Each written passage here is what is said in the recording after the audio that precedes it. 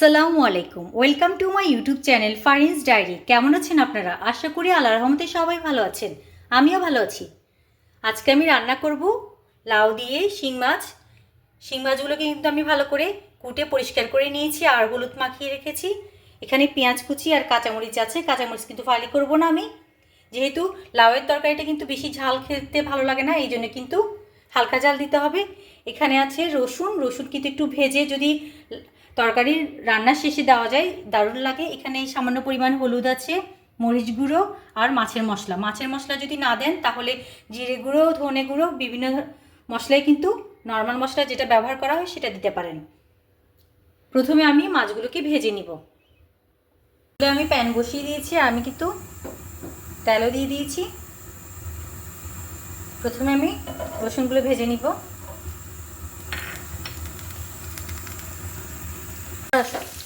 রসুনটা কিন্তু হয়ে গিয়েছে, আমি এবার এগুলো তুলে নিচ্ছি।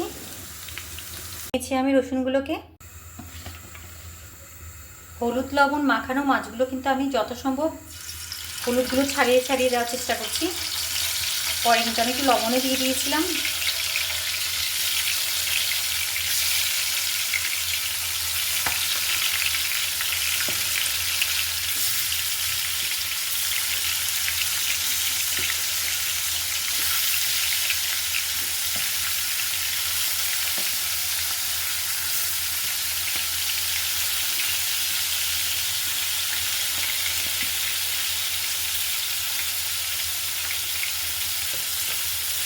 মাছগুলোকে আমি হালকা ভেজে নিব।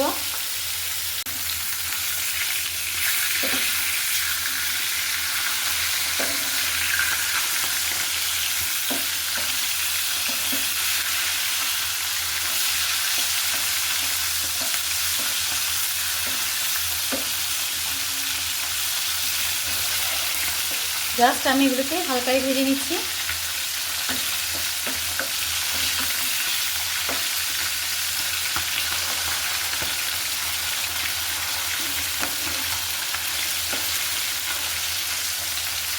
সবগুলো মাছই কিন্তু আমি ভেজে নিয়েছি। আর এখানে আমি কিন্তু যেখানে আমি মাছ ভেজেছিলাম সেই তেল থেকে কিন্তু অল্প তেল এখানে দিয়ে দিয়েছি।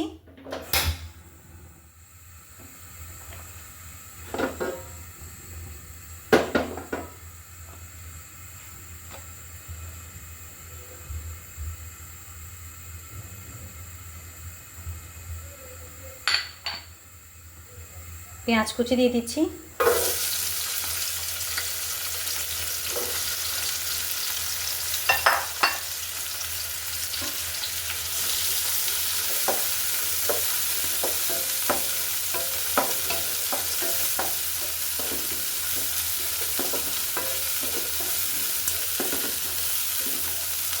পেঁয়াজটা কিছুক্ষণ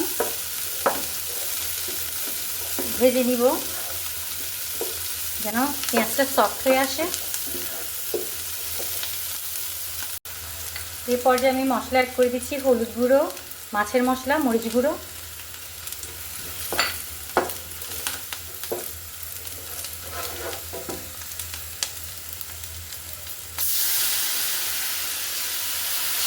মশলা যেন পুড়ে না যায় এই জন্য আমি কিছুটা পানি অ্যাড করে দিয়েছি।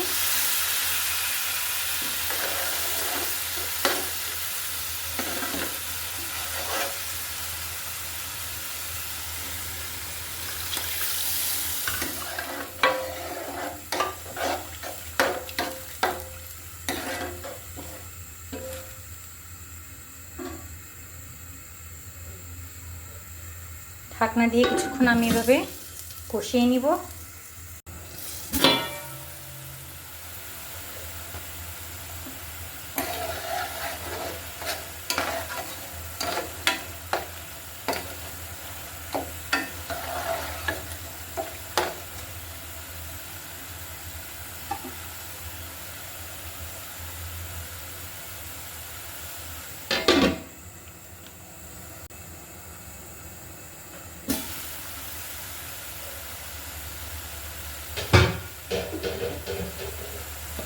এই পর্যায়ে আমি লাউগুলো অ্যাড করে দিচ্ছি।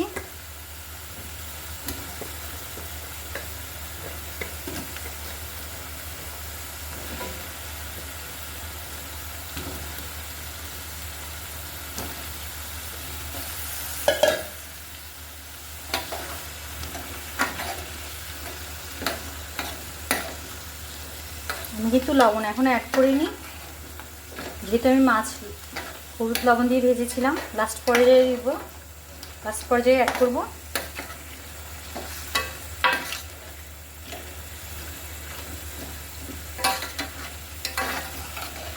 লাউটা মশলার সাথে ভালো করে অ্যাড হয়ে গেলে কিছুক্ষণ পর আমি পানি অ্যাড করব।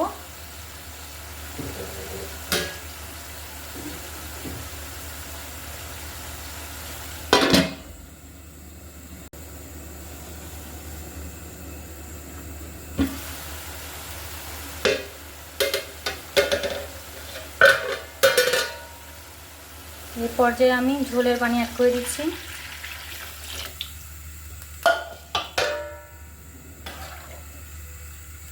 মাছ যেহেতু ভেজে রেখেছি, মাছগুলো আমি পরে অ্যাড করব।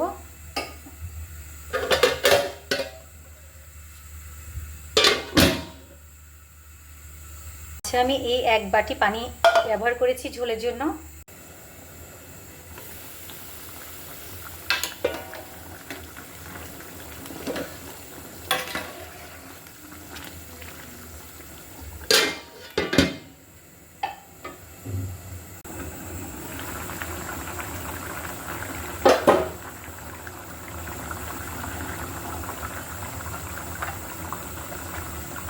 এই পর্যায়ে আমি মাছগুলো দিয়ে দিচ্ছি, সবগুলো কিন্তু দিইনি, আমার লাউ যেহেতু কম। কাঁচামরিচগুলোও দিয়ে দিচ্ছি।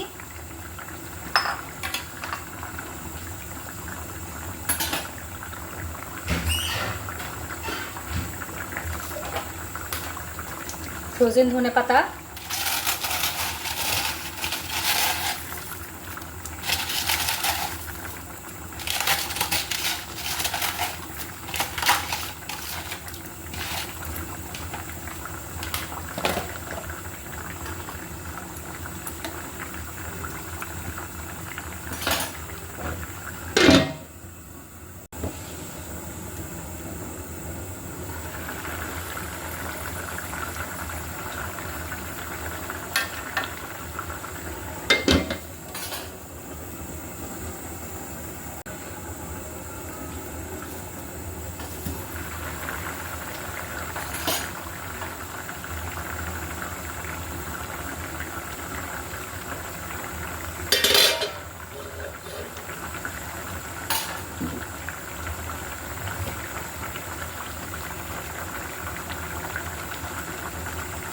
লবণ অ্যাড করে দিলাম আমি।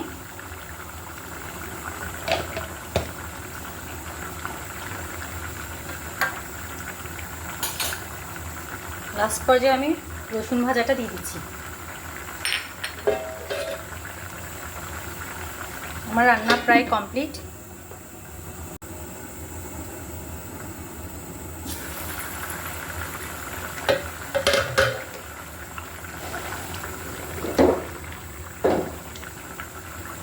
আমার রান্না কিন্তু হয়ে গিয়েছে, আমি চুলাটা অফ করে দিলাম। সুন্দর একটা বাটিতে নিয়ে আপনাদেরকে আমার রান্নাটা দেখাচ্ছি।